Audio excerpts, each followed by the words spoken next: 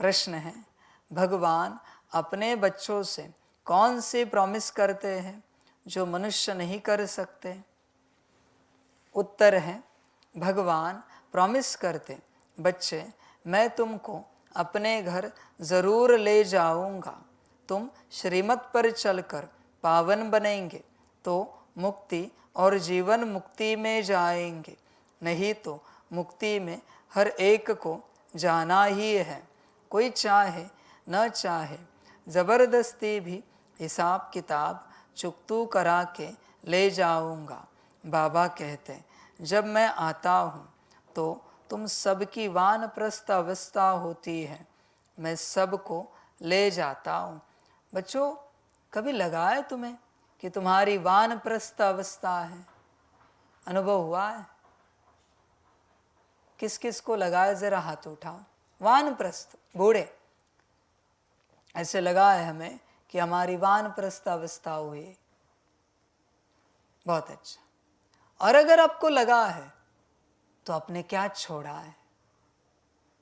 वानप्रस्थ का अर्थ है सारी चाबियां देना और राम नाम सत्य है। किया है ऐसे? चेक करो। या आज भी संसार में मन जाता है। और बाकी जिन बच्चों को नहीं लगता वानप्रस्थी नहीं है तो यहां क्या कर रहे हैं? क्योंकि मैं वानप्रस्थियों को पढ़ा रहा हूं। यहां क्या कर रहे फिर आप? जिनका मन संसार से निकल चुका है उन्हीं को मैं पढ़ा रहा हूं। मैं नहीं कह रहा हूं तुम निकालो, मेरी कंडीशन ही यही है। संसार से जिसकी बुद्धि, जिसका मन, जिसके संस्कार समाप्त हो चुके, निकल चुके, उन्हीं को मैं पढ़ाऊंगा, बाकियों को नहीं पढ़ाऊंगा। बाकियों को पढ़ाने के लिए मैं नहीं बैठा हूं यहां पर। समझ है बच्चों? और अगर वानप्रस्थी हो तो जो बच्चे वानप्रस्थी है उन्होंने क्या त्यागा है? विचार करो, क्या छोड़ा है? और तैयार कितने घर जाने के लिए? वानप्रस्थी हो ना, तो जैसे बाबा लेके जाए हम तैयार हैं। कहाँ तक ये अवस्था बनी? कहेंगे हाँ जी बाबा बनी अवस्था। बनी है अवस्था तो तुम योग से उठोगे नहीं, मुझसे चतुराई नहीं कर सकते। खाते पीते एक ही, बस जिसके घर जाना है, जिसके पास जाना है वही याद रहेगा। उठते बैठते जागते सोते उसी की याद, ये वानप्रस्थी का लक्षण है। कहाँ है लक्षण? या तुम्हें कुछ दिखता है? संसार, संसार की बातें। बच्चे चेक कर, समझ के बात है बच्चे। चिंतन करो अपने से। घर जाना है तो वानप्रस्थी बनना ही पड़ेगा। तुम तन को मत देखो। तन तो बच्चा हो सकता है, जवान हो सकता है, बूढ़ा हो सकता है, पर आत्मा तो बूढ़ी हो चुकी है। वानप्रस्थ अवस्था में आत्मा, ड्रामा पूरा हो चुका है, घर जाने का समय आ चुका है बच्चे। आत्मा एकदम बूढ़ी है, तुझे कल्पना भी नहीं है कि आत्मा बूढ़ी है। समझ है बच्चे? होश में आ। और जब तक तुझे नहीं लगता कि तू वानप्रस्थी है, और सिर्फ लगने की बात नहीं, और जब तक तू सब त्यागता नहीं है तब तक तू अध्यात्म को नहीं समझ पाएगा, आत्मा परमात्मा को नहीं समझ पाएगा। समझ है बच्चे? जिसको पता होता है ना, अभी 1 मास में जाना है, डॉक्टर ने बता दिया 1 मास के बाद जाओगे, संकल्प नहीं कट कर, देखना उसकी अवस्था क्या ऐसी अवस्था तेरी बनी है। और अभी तो 1 मास भी नहीं, कुछ दिनों की बात है, घंटों की बात है, मिनटों की बात है। देखना, जितना समय नजदीक आता है उसकी अवस्था देखना। अगर समझदार है तो